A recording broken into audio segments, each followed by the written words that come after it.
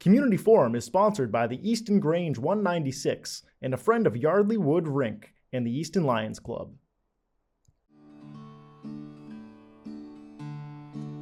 There's a storm across the valley, the clouds are rolling in. The afternoon is heavy on your shoulders. There's a truck out on the 4-lane, a mile or more away. The whining of his wheels just makes it colder. Welcome to Community Forum. Today is October 16th, 2024. I'm Priscilla Almquist-Olsen, your host, and today I have the great pleasure to welcome your State Representative, Carol Doherty, to the show. And we're going to learn a lot about what's going on in the Hill and how and inform you of matters which are important to you and your families. Welcome, Carol. Thank you very much, Priscilla. And I like the part that you said, well, I like it all, but it's my great pleasure to welcome. And so I represent a third of Easton, actually. It has grown to a third from one single precinct since I have represented Easton. And I represented along with Taunton, the 3rd Coastal District. And I just so enjoy coming to Easton, coming to the festivities, to the activities, being in the parade, giving speeches, if you will, on Veterans Day and other veteran celebrations. So it's just a wonderful, homey place to be. So thank you. Yeah, well, and you know, you do so much for Easton. And it doesn't matter whether it's in your district or not, or your precinct or not. When the select board asks you to for help with getting grants or money or programs or whatever, you're always there, Carol. You have really delivered for all of Easton, and we thank you so much. Well, that's so nice to hear. And your Connor Reed, your administrator, he's just a remarkable young man, and he has such a knowledge of the community and things that make the community work, to make it work for the people, and to stretch the dollars that you have available to address the kinds of things that the people in Easton want to have. And then working with the members of your select board, same thing. Mm-hmm. They're always readily available. They answer the questions that I have, provide information. So it makes a nice working relationship and helps me as state representative understand the community in the way in which I should, and the way in which a state representative should. And juxtaposing Easton and the kind of profile the community has, along with Taunton, which is the very opposite end of community, very urban and just up and coming in the many ways that we need to in this day and age. So it helps me to understand and balance the needs of both communities, which are very different. Now, you have been a resident of Taunton for many years, yes. And you were a former school teacher, yes. And a former president of the Massachusetts Teachers Association, exactly. Which is quite an honor. Responsibility. Yes. Big responsibility, big honor. And you're also on the Taunton School Committee. I imagine you were chair of that too. Well, you know, I was never the chair. I served until I ran for this office for 5 terms, 10 years. Wow. And I never really aspired to be, cared to be the chair of the school board. I'd rather be a talker in that instance, where as a member, you have a lot more freedom to express what you're thinking about particular issues. Theoretically, anyway, the chair of anything needs to lead and be basically silent, and the chair actually, and I've never really seen it done, needs to, if you are a chair and you want to expound on some issue, then you leave the chair and take the license of a chair to expound on that issue. So I'd rather be the member. Oh, I didn't know that. Yeah. Interesting. See, Robert's rules. If the body is guided by Robert's rules, it's in there somewhere. There's a big, thick dictionary of how you conduct yourself as a member and as a leader of these various organizations. Yeah. But So, you've been a leader of many organizations, so you know what that's all yes, about. I know, but I guess I never followed the Robert's rules. Shame on you, Priscilla. I'm too much of a free spirit, I think. Well, anyway, so tell me, what is the latest wrinkle of legislature that you feel is important and will impact your constituents the most? So everything, I believe that everything or almost everything that the legislature does impacts everyone across the Commonwealth. And it doesn't matter where you are, where you live, the profile of your community. When we pass a bill, we pass it so that it impacts everyone. And we try very much to, and I was thinking about economic justice communities, communities that are poor, that need the support of the legislature to bring their communities up to a place that is deserved by the people who live in that community.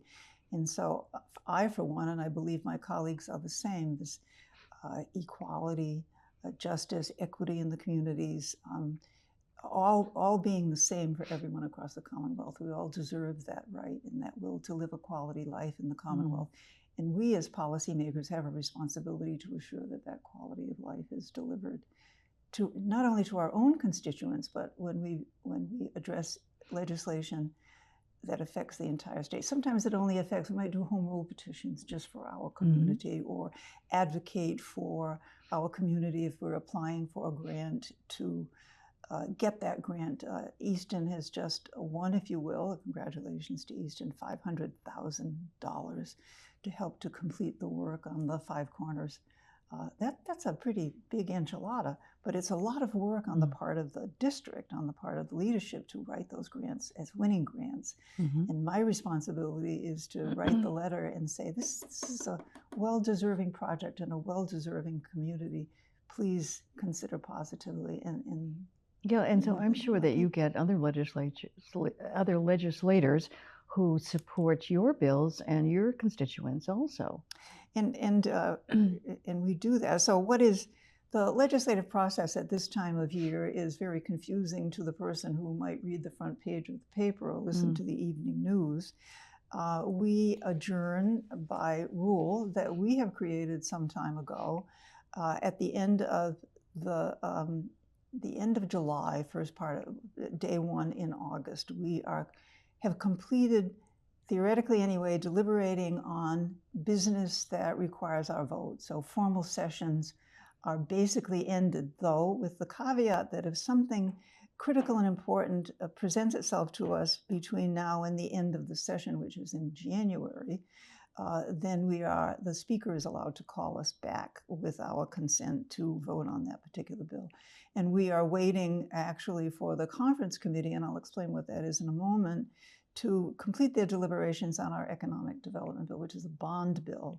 And that requires that there be an actual in-house vote. So we would, if they complete their work, if the conference committee completes its work, be called back to session to vote on that bill. Otherwise, there's a lot of work that's done in informal session where the bills are a smaller, more specific, more targeted, don't require a vote, will be done in informal session twice a week. And I'll tell you that if you're waiting for your own bill, your own legislation to come up in informal session, you really have to be a fleet of foot, as they say, to be able to follow that bill wherever it is and impose upon, in positive ways, the chair of the committee that happens to be holding that bill at a given time and say, how's my bill doing? Or please pass my bill out for consideration and vote, passing it forward. So I do that. So what we have completed that's very significant, of course, is the budget of $58.1 billion.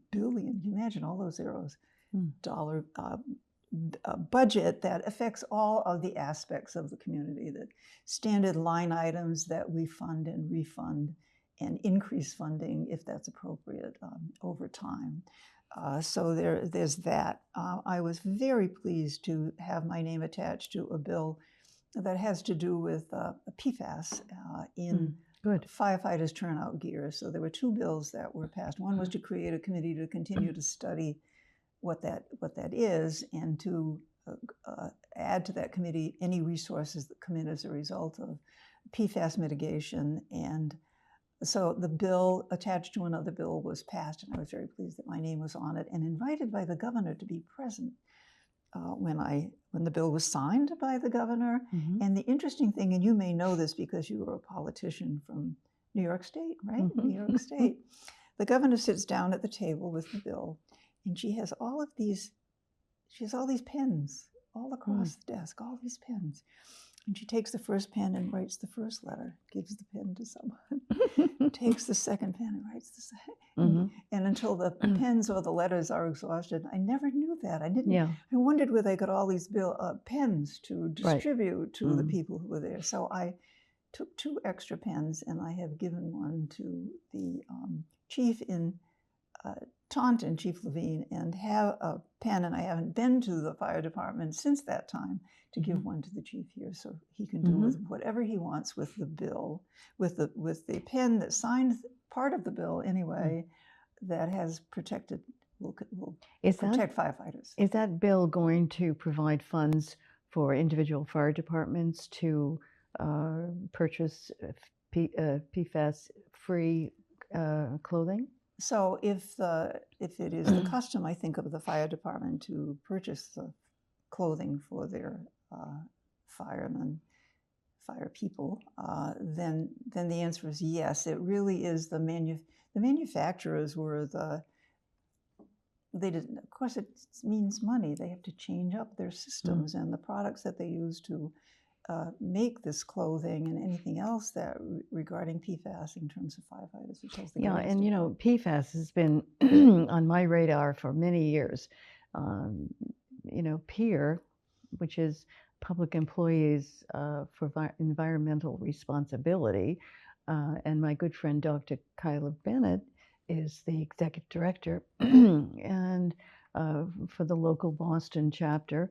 And she has been a fighter for PFAS for many, many years. And I have supported her in that in several ways.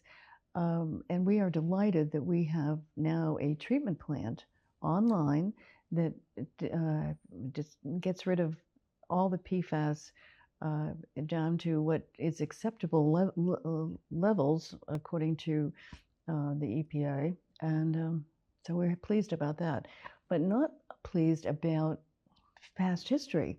We were arguing, Kyla and I, before the town meeting many years ago, not to put in a PFAS turf, the turf for football games and soccer games. I remember there was a couple of meetings ago as well, there was discussion with school grounds and the turf. Yes, and we succeeded on that one, on the school grounds for the new elementary school for their playground equipment and anything, you know, that would, because the turf was just so horrible because kids, you know, roll on it.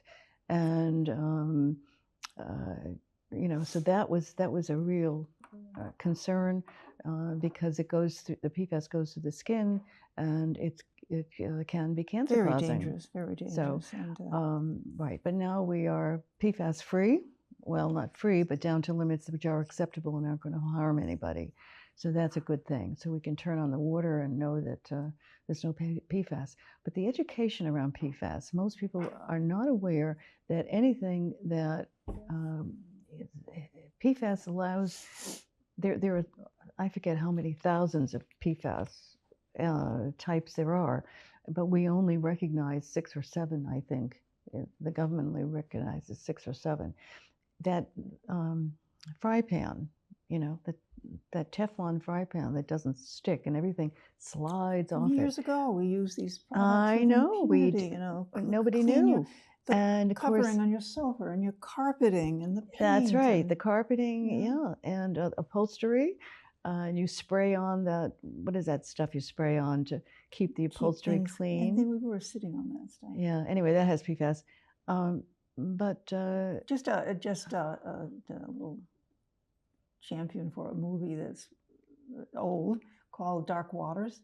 Oh. And it's a movie, but it is a true depiction of the fight that a lawyer had around PFAS that was being emitted from some chemical manufacturing. I don't know if it was Dow or otherwise, one of those big chemical, Monsanto, that provided pesticides for farmers, that they were dumping their refuse into the water, and things were dying and people were dying and all of that. It's an excellent and very frightening movie, and it took this lawyer 12 years. Wow, to Dark get Waters. someone to listen to Okay. what his concerns So were. the fireman's equipment that has PFAS, the PFAS was in there so that the water would just slide right off, just like the egg slides out of the fry pan. And so now they realize how dangerous that was. Firefighters have a disproportionate, they die disproportionately from cancers caused by PFAS. Yeah. So, and the same is true, interestingly enough, the soccer goalies. The soccer goalies are the highest who die of cancer. The young soccer goalies, when there's turf, artificial turf, because it has PFAS. And why the goalies and not another one of the soccer players? Because the goalies are rolling in it. When they come to prevent that ball from going in, they're always on the ground. They're always rolling in the turf. And so it's a big problem. So, and there's a big push at the legislative level to move all of the issues that involve PFAS in many different ways. Well, I heard you say that. Process. I heard you say that the that a committee was formed to study it more. You know, you and I know that when a committee is formed, that means they're pushing that bill way down the road. No, actually, we have an omnibus PFAS bill that was before us before we adjourned. Oh, okay. And we had, many of us, if not every one of us had, and if you look at the list of co-sponsors, it's almost every legislator who supports one or all of what is contained within that bill, and it addresses many, many things. And I misspoke when I said a committee formed to study. It really is a committee that was formed that we would hope that would have been formed to take in money to then expend those resources to help communities and others to address the issue of I PFAS see. in their community. Okay, well, you're forgiven. You're forgiven. Yeah, forgive me. So we completed deliberations over a housing bond bill, $4.1 billion again, and it addresses, if you look at it, the housing bond bill addresses every single housing bill that you could ever think of, from ADUs, which are small accessory dwelling units that will be allowed the homeowner to put on their property if they choose to do that, for mother-in-law, or to rent if they choose to do that, to big dwellings of multi-units of housing and apartment buildings. And that's really to address the housing shortage that Governor Healy has pressed and suggested. So the MBTA bill also, there are some communities who voted it down, and of course they won't get state funding as a rejection. They're all in. I think there's a lot of litigation going on at the moment. I know there's a lot of litigation. Now, Easton voted to accept it, and Easton has already designated 3 parcels. But that doesn't mean there's going to be any housing erected. It's just that it's there, and if a developer wants to erect the housing, well, fine. But it's no mandate in any event. So as you had asked me I filed 17 pieces of legislation. Much of it. So if you file a piece of legislation, much like somebody else files a piece of legislation, then they all get literally attached to one another, and they're considered as one mega bill that would or might not move forward. So especially my school bills, mental health days for our students, and also requiring American Sign Language when it's taught in a high school to be given credit. Kids can take it, some high schools teach it, but they don't get credit for it. And that credit is really, really important to our youngsters, particularly those who need American Sign Language as their language course, where they cannot, for some reason, tolerate a different kind of language course in order to be eligible for college. But I was very proud over 3 of the 4 years not 4 years yet. I'm running for my 3rd term, but by the end of this term, I would have submitted $650,000 worth of earmarks, which I won for Easton alone. There was more for other resources for Taunton, but there was the $300,000 for the Foundry Street project, $100,000 for the Samurai Field restoration, $100,000 for the fire department, $50,000 for school security, $25,000 for raising multicultural kids. And I was talking with Denise Lane and Kelly Lamb the other day and said, we should have asked for more money. That was the budget of 23, but so we'll move forward. And then $75,000 this year for Swift Park, that piece of land. That, right. Well, you certainly have delivered for Easton. So I was very pleased to be able to do that. And this is at the discretion, really, of the chair of the Ways and Means Committee and at the discretion of the leadership about money. Most of the legislators get at least a small package of money. Some get, if you read the paper, depends on where in the hierarchy you sit, get much more than that. So, but $650,000 for a third of a district is not bad. Not so bad. Not bad for the districts. I was very pleased. No, you did a wonderful job delivering for Easton, and we certainly appreciate it. Now, when is your term up?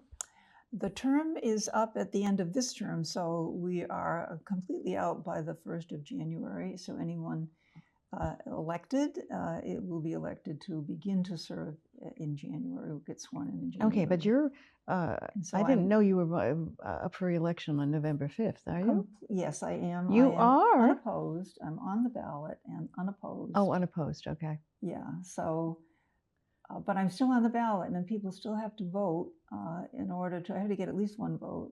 And then me and my husband. There's you, Priscilla. Oh, no, you're not in my district. No, so not your district. Only people, so I represent Precinct 4, Precinct 5, and Precinct 6. So it's part of 4. It's 4A or 4-1. Yes, 4A. And then right. 5 and 6. So, but you know, people should vote for Carol, even though she's unopposed, because people can do write-ins. And suppose somebody writes in 50 and only 40 people vote for Carol, she's out. So it's very important to Well, vote. thank you for that. Thank you yeah. That All right. So what other important bills have come up that you feel have a major impact on Easton and its residents? There is a bill called the Heroes Bill, which addresses all issues related to veterans, whether it's from housing to healthcare to other kinds of things that represent veterans' needs. And I think that that's really important. I think sometimes we forget why we're here and why we are able to stay here peacefully when we look around the world and feel the tension that is happening in many countries. We are very fortunate to have laws that protect us, number one, but particularly that honor those that have been out on the front line protecting us. And so the Heroes Bill addresses those issues. The governor signed, much to the chagrin of some, a new gun reform bill that addresses things like ghost guns. Ghost guns are guns that, for some reason, have the serial numbers non-existent or removed from the weapon. Very important to know if a weapon is seized, where that comes from, and who that serial number is assigned to. We expanded our red flag law, which allows people to report guns of domestic violence in domestic violence situations that, for some reason, was missing as a requirement. And Second Amendment rights, folks feel it diminishes their Second Amendment rights. And for my part, I believe keenly in the Second Amendment. I think that people who like to hunt and have common sense gun owners, then that's okay. Common sense gun owners, people who follow the law, people who have serial numbers on their weapons, people who don't let children have access to them. These guns are locked up, that they are bought from legitimate vendors and so forth and so on. And so there's a great consternation, and has been as long as I've been on the earth. A lot of tension. But don't you think that Massachusetts is probably the leader in gun protections? Very much. Very much so. Massachusetts likes to say that we have the lowest rate of gun violence in the country, which is true. I don't have the data here, but it is true, but it's an interesting dilemma. So it is not to diminish the rights Right. of common sense gun owners, Mhm. but to protect the interest of the people in the Commonwealth, if not as an example to others. So what is pending but has not been addressed is the Economic Development Bill, which is a bond bill, and requires a vote. It includes things like the governor's initiative around life sciences, which is very important to her. She asked for several $100,000 and got part of that. And the climate change bill has not been completely addressed as well. And just for the edification of your listeners, after a bill is passed by the House and passed by the Senate, a conference, and there are always differences, the Senate bill version and the House version of the same issue. And so there is assigned the chairs of Ways and Means on both sides of the aisle, Rodrigues and Michaelwitz, and then two others, a Republican and a Democrat, those 6 people come together theoretically to iron out the differences in the bills. And for some reason, some of this takes a long, long time. And if it doesn't get ironed out in this legislative session by the middle of January, then it starts all over again. The bill has to be refiled. And I'll tell you that when I was first elected, and there was a bill that was passed, and the sponsor of the bill, the primary sponsor of the bill, and I can't remember what it was because it was that many years ago, 4 or 5, a lot of water over the dam or under the bridge or whatever they say. But nonetheless, on this particular maker of the bill, and it had to do with firefighters, it was Zoom because it was during the pandemic, and we were on a Zoom congratulating the win, and she had tears in her eyes, and she said, "I'm so pleased, thank you very much for passing this bill, this is so important," and she kind of went on like that a little bit, and it's only been 20 years.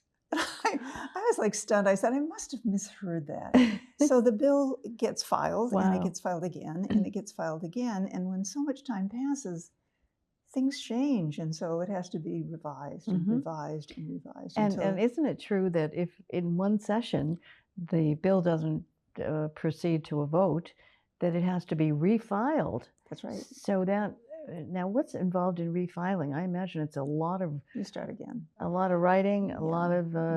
So you would. So I've refiled a couple of bills. You look at the testimony that was given either for or against the bill, and address that testimony in your rewrite if you choose to do that, and file it again. That's important because you don't want to have any arguments against your bill. You want to provide enough information to negate those arguments, right? Exactly. And part of it is lobbying internally. So you lobby your own colleagues to co-sponsor your bill because you want that support.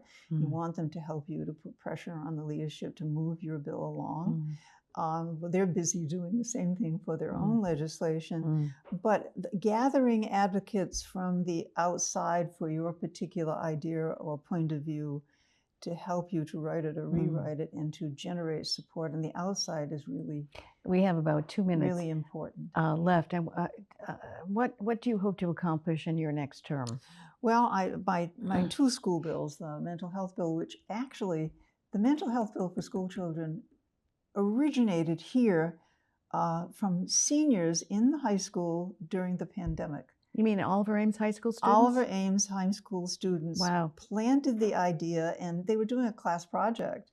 And so they invited the legislator and all of that, and it started this movement in my mind and with the School Committees Association to really look at this issue seriously. And then 2 bills came up similar to that in the Senate without mutual conversation. So I want to do that again. And the students who belong to these student organizations have come forward and have helped to lobby. Great.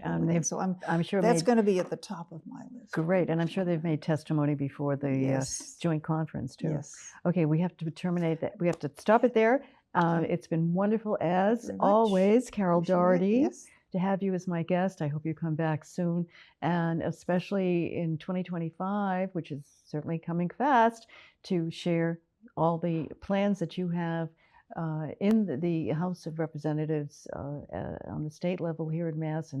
And for those people who want to meet, are you still bringing donuts to the Council on Aging on a Friday? Yes. Okay, so be on the alert for that too, and so that you can actually sit down and talk to Carol personally. Thank you for very joining much. me, Carol. Thank you, Priscilla. And thank you for listening. Until next time, Priscilla Almquist-Olsen, be well. Community Forum is sponsored by the Easton Grange 196 and a friend of Yardley Wood Rink and the Easton Lions Club.